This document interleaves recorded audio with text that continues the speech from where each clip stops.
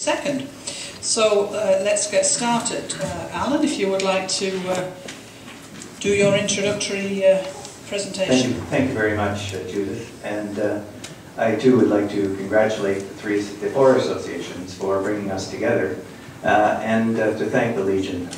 This is a very sacred spot, and I would like to think that as part of the democratic process that we're honoring the legacy that we received from those generations that served so much and sacrificed so much for this country.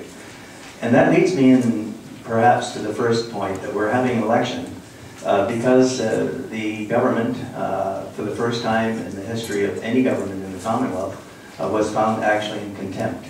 That the opposition felt that it had reached a point where we could not pass on the responsibility to have the appropriate information with respect to the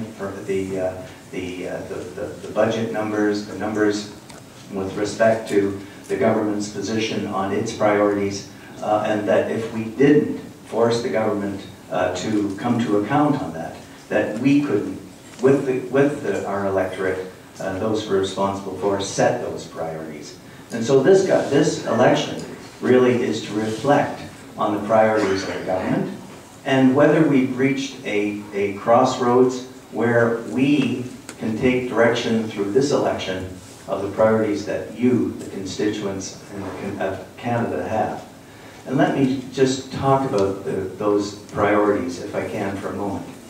We do not feel, as a result of the examination that we've given, that we can honor our commitments to our knowledge economy and the new global economy of bringing generations back into believing that they have a future in this country. We don't believe that we can honor the commitments that we make to our senior citizens and pensioners if the present actuarial incapacity exists and the government refuses to admit to this, that we cannot be responsible to the next generation who are looking for the kind of support that we have been able to give past generations.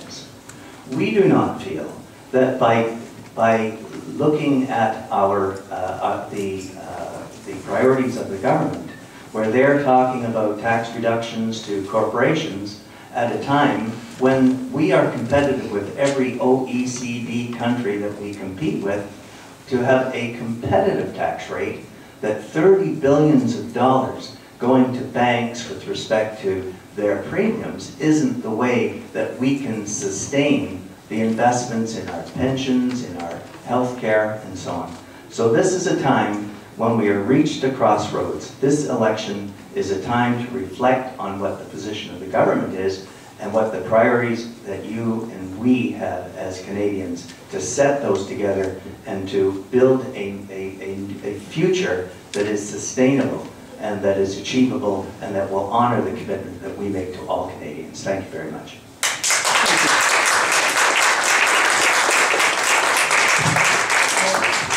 Thank you. Alan is our incumbent MP and speaks for the Liberals.